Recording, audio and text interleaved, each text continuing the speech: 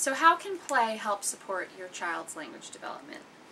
First of all, through play, children learn how to explore, how to engage with others, how to plan and problem solve, how to communicate and negotiate, and they do this using words and gestures and emotions. I want to share with you 4 strategies that you can use during play that will help support your child's language development. The strategies are to be on the same physical level as your child, to follow your child's lead, and to use comments over questions, and match your language to your child's ability. So when I talk about being on the same physical level as your child, you want to really pay attention that most children are interested in playing on the floor. That's the space where they're most comfortable. And you need to go ahead and join your child on the floor in the same physical space.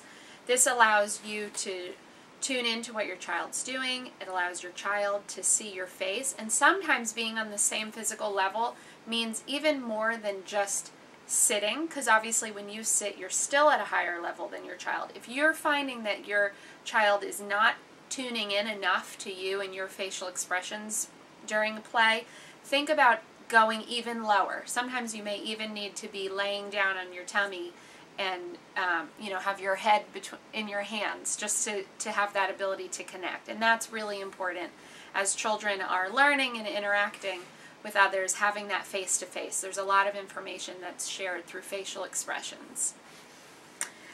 The second thing is to follow your child's lead. So when you're following your child's lead means that it's not about you coming in and teaching your child or showing your child exactly how to work a certain toy or how to do something in a certain way.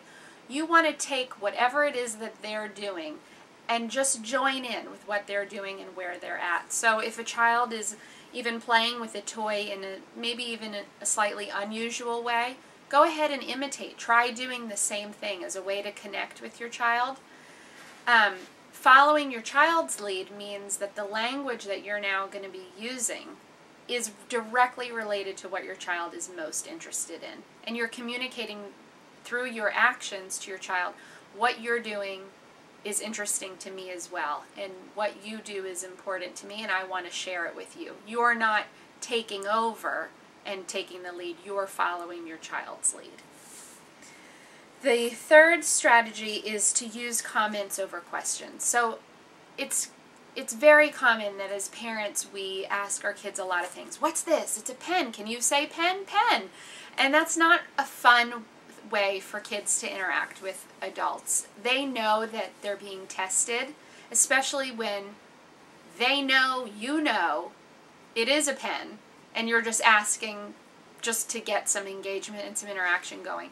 Think about, rather than asking a lot of questions, which are more challenging for children to reply to, or are sort of conversation stoppers, making comments shows your child that you're tuning into what they're doing, you're interested in what they're doing, and they're able to respond back to what you're saying. So if your child's playing with blocks, for example, and you say, "Oh, wow, that's a big tower," your child might say something as simple as, "Yeah," and that might be it.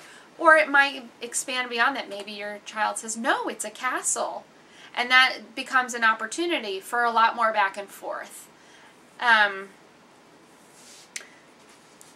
The fourth strategy is to match the language that you use to your child's ability. So if your child is using 2 or 3 words, think about using just a few more words beyond that. If your child's only using single words, think about really using short phrases when you're communicating. It's not that you're going to talk the same way as your child, because children do need to hear language to learn language. But you want to keep it simple so that they're able to start adding on to what they're saying. In other words, a child doesn't go from saying 1 or 2 words up to 6 and 7 word sentences. There's a progression. So if they're using a couple of words to communicate, then you think about when you're trying to model language for your child, model it at that same level. Make comments that are just a few words long. Your child says something, maybe add 1 more word to it. If they say ball, you could say, oh, blue ball, or big ball, or roll the ball. You can add on to it. But you're not saying, you're right, that is a ball, that's a great big ball, let's go play catch. That might be a little bit too much. So it's not that you won't ever use longer utterances with your child, because it's not natural to not speak the way you normally speak.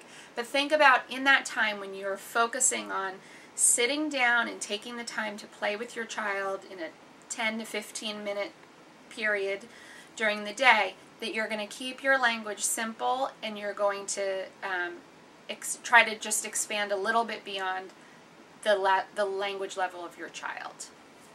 So to sum up, the 4 strategies to use while playing with your child that can help support language development are to be on your child's same physical level, to follow your child's lead, use comments over questions, and match your language to your child's ability.